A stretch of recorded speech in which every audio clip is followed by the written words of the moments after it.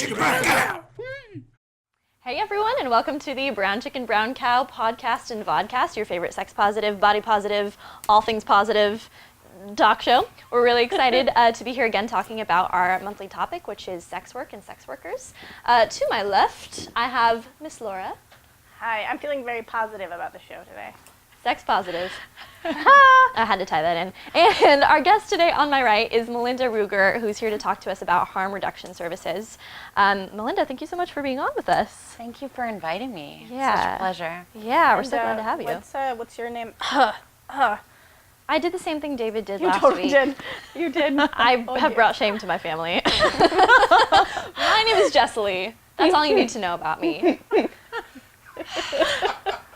It's fine. It's all right. It's all right. So Melinda, we're really excited to have you. I'm excited to be here. Truly, it's a great privilege to talk about harm reduction and sex work in any venue. Yeah, Great. so why don't we start off, can you talk a little bit about what harm reduction services do? What it does? You pick whichever word feels right to you. and you go with does? What do we do? So What do we HRS, do? Harm Reduction Services, has been around since 1993. We've always been centrally located in Oak Park, community of Sacramento. We are strongly vested in serving our street-based community. So the vast array of services that we provide are everything from risk reduction counseling to any human being that walks through our doors, to specific street-based outreach that touches the lives of people that use drugs on our streets, that are community experiencing homelessness, that are engaged in survival-based sex work, street-based sex work. Those are all of our focuses. We also have a case management program that focuses on serving low-income HIV-positive individuals, and overdose recognition and response training for our folks that are using opiates in the community. We all know that there is an overdose epidemic. More people's lives were lost last year to opiate overdose than to car accidents. Like, it's a real thing. So yeah, like, how can we touch those communities?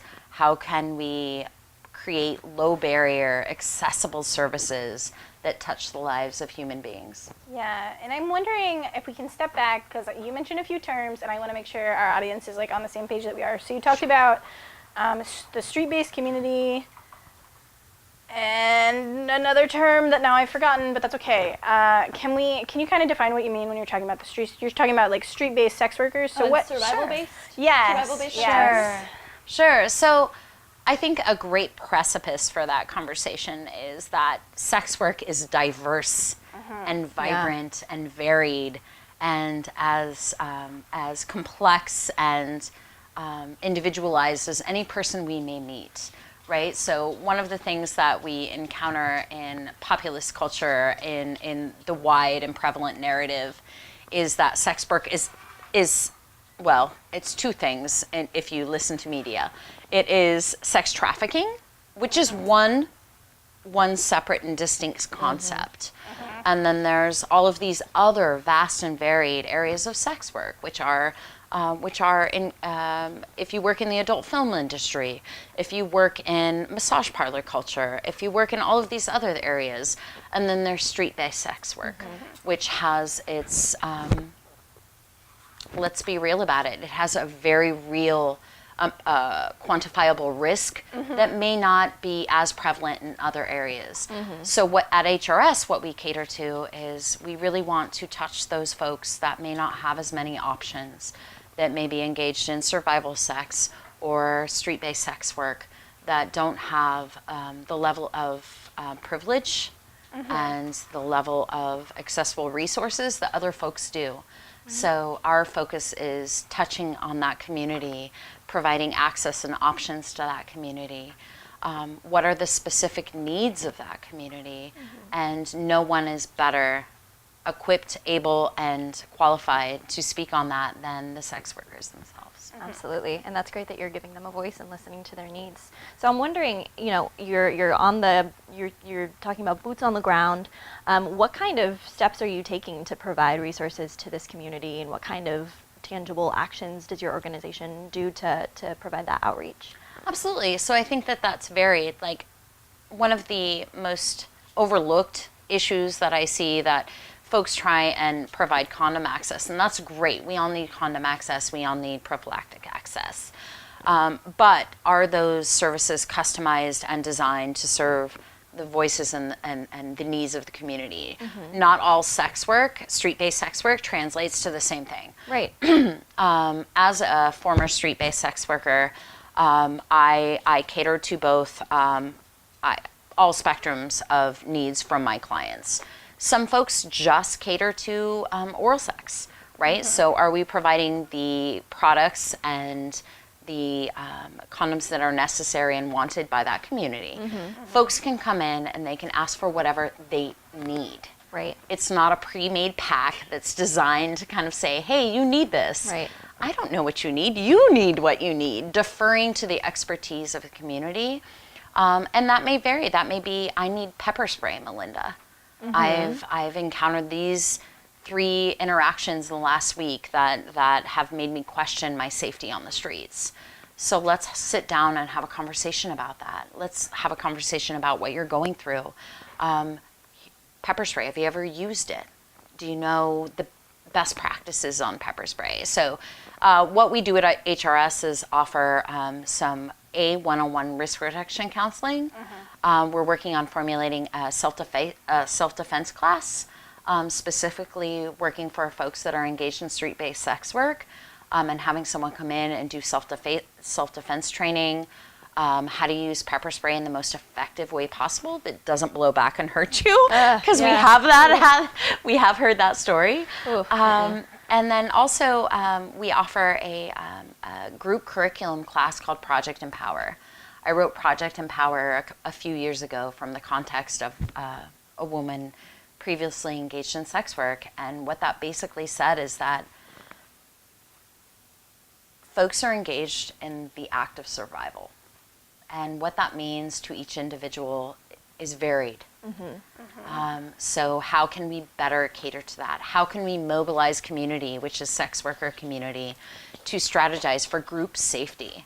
Does that mean I need a watcher? When I'm posted up at this bus stop, I have person A and B that knows where I go, tracks license plates, doing all of those things that are very distinctly different than something that's like commercial sex work, where you have a producer and you have a person looking out for you.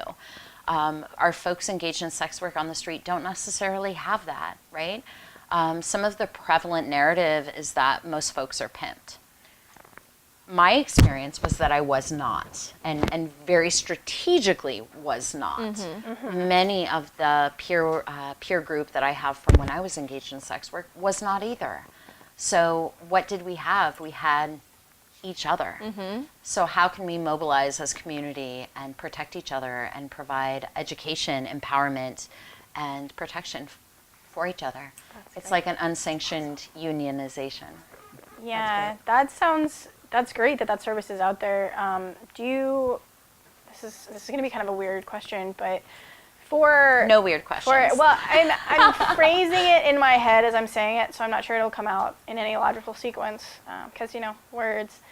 But you've heard of them. I have them sometimes. Those funky things. So for people who are just starting to, coming out as street-based sex workers or kind of learning the ropes, what would you say to them as they're kind of entering this arena where they have to figure out, how to do the work, how to survive, and how to kind of keep themselves as safe as possible?